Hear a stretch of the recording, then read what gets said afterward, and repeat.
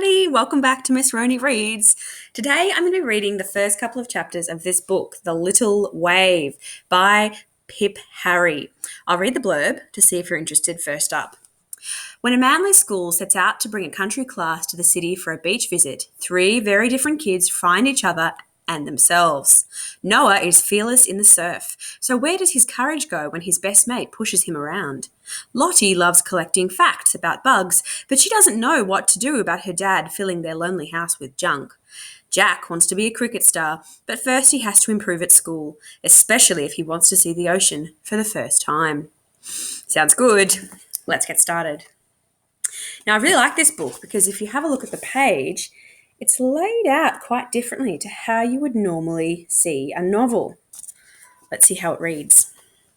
Chapter 1, Noah. We're getting special visitors this term.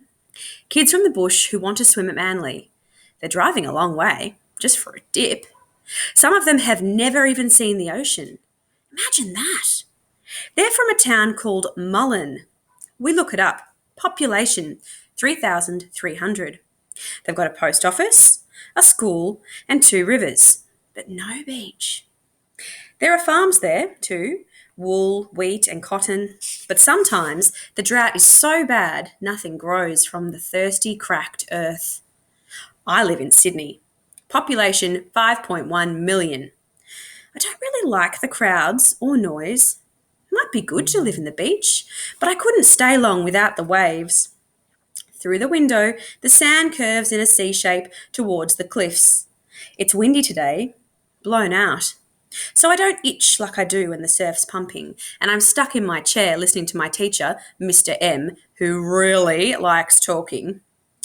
Past Manly, there are Queenscliff, Freshwater, and Curl beaches. Curly's my favourite. There's always a swell.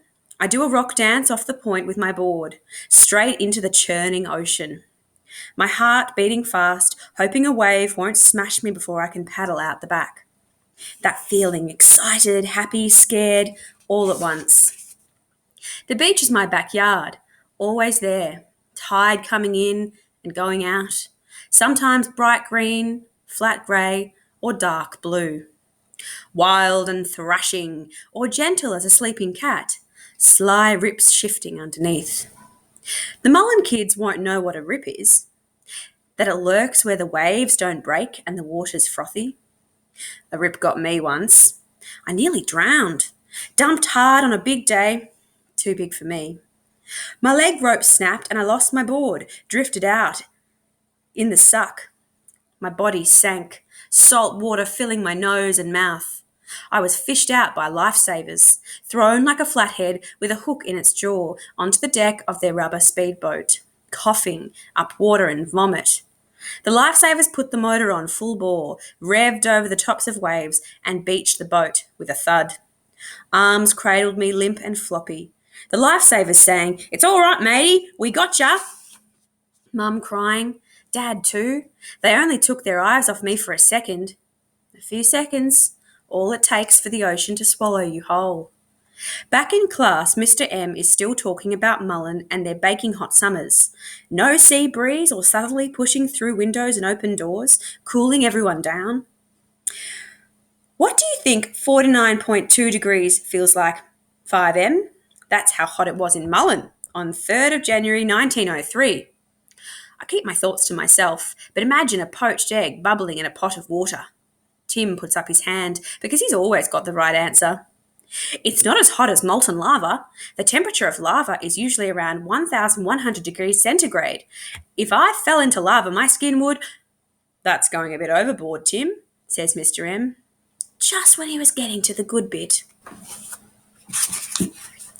Lottie. I tiptoe in my house after school. The blinds are down and it's dark. You can't tell how bright it is outside. So bright my eyes ache. Blue sky, blue sea, yellow sun, yellow sand. I unpack my bag, check my homework folder and do maths and reading cross-legged on my bed. There's no room to work on the coffee table or the kitchen bench. No room for a plate or a book. Hardly even room for me and Dad. I tiptoe to the kitchen to make toast with peanut butter and a big glass of Milo. Except we've run out of milk, Milo and peanut butter. Again. I tiptoe down the hall, squeeze past stacks of boxes and piles of junk, turn on the TV quietly, fold a small mountain of laundry into 2 neat piles, and think about what's for dinner. I tiptoe not to wake Dad, who's sleeping in his room with the door closed. At least when he's asleep, he forgets Mum is gone. She's been gone for 547 days, but Dad says it feels like he said goodbye to her yesterday. Not for me. I feel like every day since she died has been twice as long. TV's boring, so I ride my bike to the Manly Lagoon at the end of our street. Dad says when he was a little boy, he used to swim and fish in the lagoon, but now it's one of the most polluted waterways on the whole east coast. In case you couldn't tell by the smell of sewage, there are also warning signs. Polluted water! No swimming! No fishing! No boating! No wading!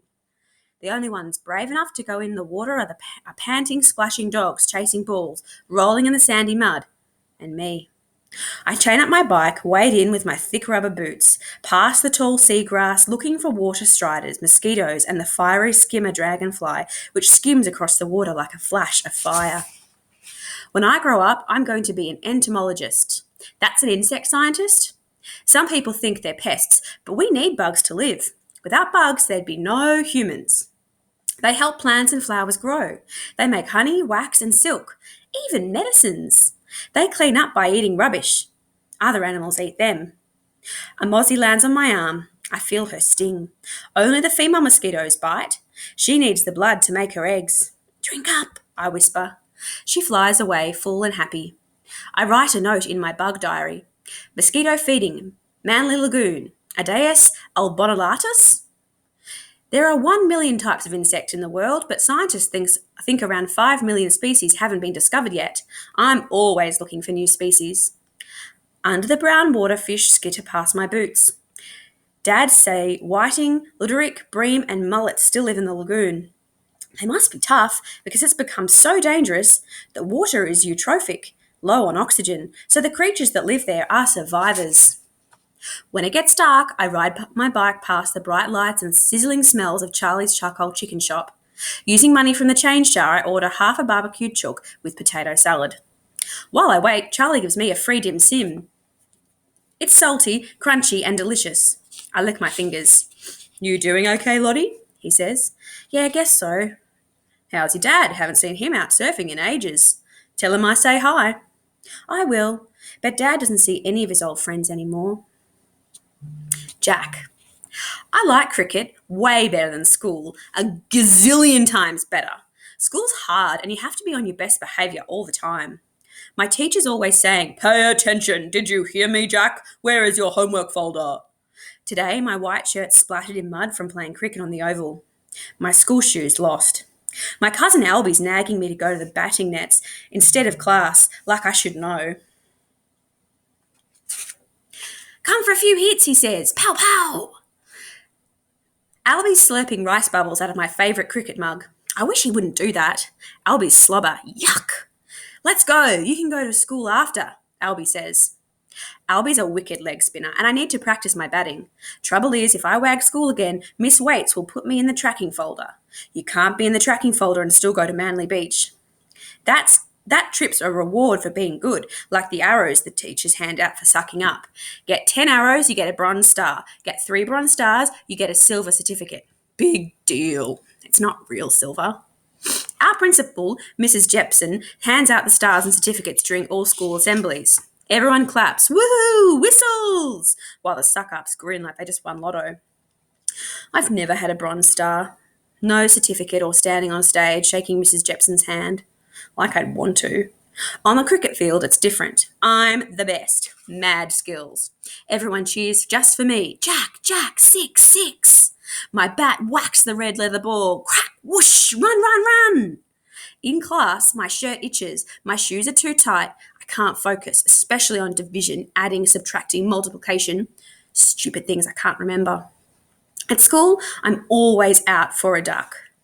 5W, if you want to go on a beach trip, I expect perfect attendance, completed homework, and exemplary behaviour, Miss Waite said last week. Jack, are you paying attention? She asked. Yes, miss, I said. Promise cross my heart. I did mean it last week, but today I can't find my shoe and my shirt needs a wash and Albie won't shut up about going to the nets. Ugh! Yeah, all right, I tell him. Let's go. By the way, stop using my mug. Okay, this is the plan. Starting tomorrow, I'll go to school every single day, unless I'm sick. Really sick. Not sick of school and miss weights. Tomorrow, I'll be first to class, even if I have to go barefoot. I'm going to catch a manly wave, stand up and ride it all the way to the sand. In blue water that has no edges, no lane ropes, no slow lap swimmers hogging the lanes, or nanas in caps doing splashy aerobics. Water that has no end or closing time, no off season for winter. It goes on as far as you can see. That's worth trying for. Wow, I love this book so far. 3 really different characters, and I reckon they each have their own challenges to overcome. I hope that you enjoyed listening to those first few chapters. If you're interested, you can borrow The Little Wave from our school library. Just let me know. I particularly would love to hear if you read it. See you next time.